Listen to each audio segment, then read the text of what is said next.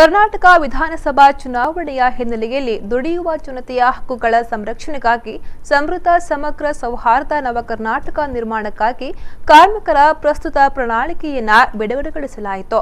ಈ ಸಂದರ್ಭದಲ್ಲಿ ಅಂಗನವಾಡಿ ನೌಕರರ ಸಂಘದ ಅಧ್ಯಕ್ಷೆ ಪುಷ್ಪಾವತಿ ನಾಯ್ಕ್, ಸಿಐಟಿಯು ತಾಲೂಕು ಅಧ್ಯಕ್ಷೆ ಗೀತಾ ನಾಯ್ಕ್, ನಾಗರತ್ನ ಮೊಗೇರ್, ಪದ್ಮಾ ನಾಯ್ಕ್, ಪುಂಡಲೇಖ್ ನಾಯ್ಕ್ ಮೊದಲಾದವರು ಭಾಗವಹಿಸಿದ್ರು।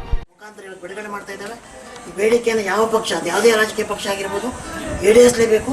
ಯಾವ ರಾಜಕೀಯ ಪಕ್ಷ ಈಡೇರಿಸಲು ಅದರ ಮುಂದಿನ ದಿನಗಳಲ್ಲಿ 5 ವರ್ಷದ ನಂತರ ಏನು ಅಧಿಕಾರ ಮಾಡ್ತಾರೆ ಸಂದರ್ಭದಲ್ಲಿ ಸತತ ಹೋರಾಟ ಮಾಡ್ತೇವೆ।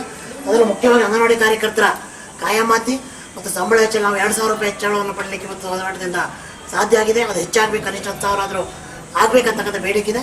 ಹಾಗೆ ಇವತ್ತು ನವ ಕರ್ನಾಟಕ ನಿರ್ಮಾಣಕ್ಕಾಗಿ ಕಾರ್ಮಿಕ ಪ್ರಣಾಳಿಕೆ ಅಂತೇಳಿ ಇವತ್ತು ನಾವು ಕೊಟ್ಗ ತಾಲೂಕಲ್ಲಿ ಇದನ್ನು ಬಿಡುಗಡೆ ಮಾಡ್ತಾ ಇದ್ದೇವೆ।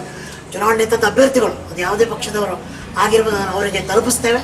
ಅವರು ಇದನ್ನೆಲ್ಲ ಓದಿಕೊಂಡು ನಮಗೆ ಭರವಸೆ ನೀಡಬೇಕು। ಇಲ್ಲಾಂದರೆ ಕಾರ್ಮಿಕ ವರ್ಗ ಅಂಗನವಾಡಿ ಒಳಗೊಂಡ ಎಲ್ಲ ಕಾರ್ಮಿಕ ವರ್ಗ ಭಟ್ಕಳ ತಾಲೂಕಲ್ಲಿ ಇದರ ಬಗ್ಗೆ ಚುನಾವಣೆ ಸಂದರ್ಭದಲ್ಲಿ ಅವರಿಗೆ ಪ್ರಶ್ನೆ ಮಾಡುತ್ತೆ, ಆಗ ನಮಗೆ ಉತ್ತರಿಸಬೇಕಾಗತ್ತೆ। ಅವರು ಅದಕ್ಕೆ ಬಾಧ್ಯಸ್ಥರಾಗಿರ್ತಾರೆ ಅಂತಕ್ಕಂಥ ಮಾತನ್ನು ಹೇಳ್ತೇವೆ।